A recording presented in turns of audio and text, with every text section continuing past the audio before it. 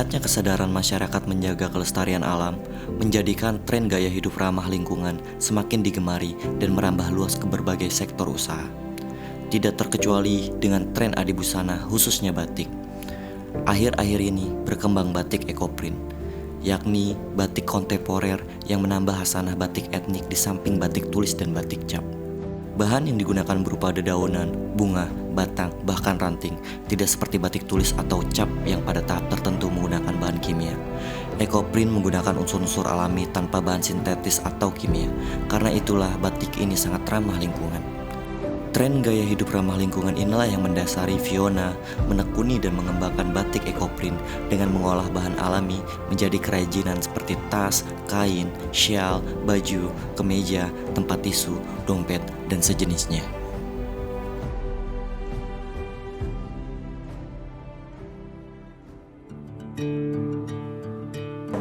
Kalau ekoprint jelas berbeda. Kalau ekoprint itu bukan batik. Jadi ekoprint adalah seni memotif kain dengan menggunakan bebungaan, dedaunan, rarantingan atau rumput-rumputan gitu. Jadi warna yang dipakai itu berasal dari zat warna alam atau dari si daunnya sendiri, dari taninnya. Jadi kita mengandalkan dari kekuatan taninnya si daun gitu. Kalau batik itu kan kita main malam. Kalau ekoprint dia tidak pakai malam. Gitu. Nah, ekoprint di Tangerang Selatan itu berbeda juga dengan ekoprint di daerah-daerah lain. Kan sekarang mulai marak gitu ya di Indonesia ini, ada beberapa tempat di Indonesia yang ekoprintnya memang maju gitu, bagus.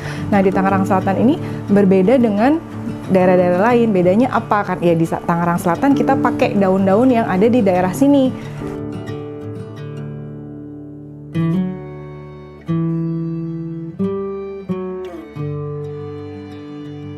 Misalnya kita ngomong kain ekoprint gitu ya, kain ekoprint kan tadi kain putih gitu, kita tata dulu, kita proses dulu dia, si kain putih ini di mordan. Mordan itu adalah memasukkan unsur logam ke dalam si kainnya, supaya dia bisa menerima dengan baik zat warna alam.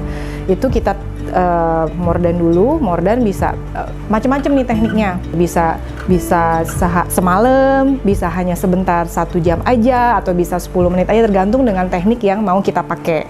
Nah, setelah kita mordan, terus kita tata daunnya, kita tutup lagi dengan kain blanket namanya, dimana kita mau transfer warnanya gitu. Terus kita gulung, setelah itu kita kukus. Proses kukusnya itu 1,5 sampai 2 jam. Lalu kita buka. Setelah kita buka, nanti kita perlu angin-anginkan sebentar supaya dia ada proses dengan udara.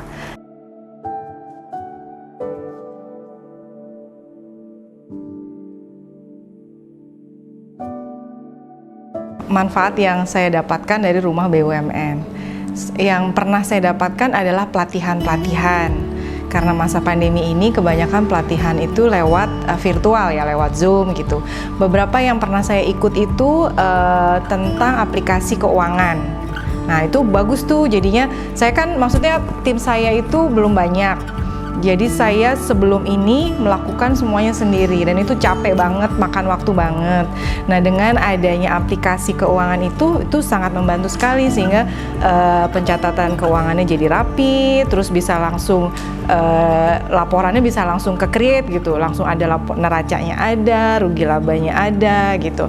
Itu bagus. Dan hari ini saya juga bareng sama teman-teman melakukan pelatihan ekoprint. Jadi kami sharing tentang teknik ekoprint. Itu seru sih, seru banget. Jadi kita ketemu sama teman-teman crafter dan bisa belajar tentang ekoprint.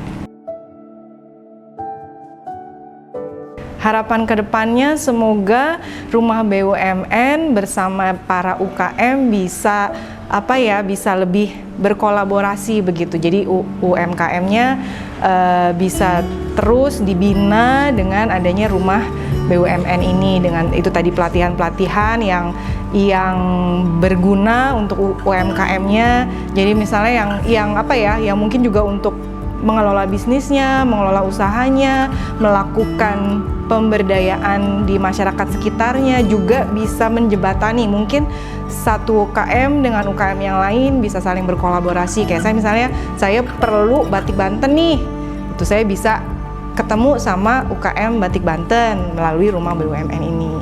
Itu mudah-mudahan bisa.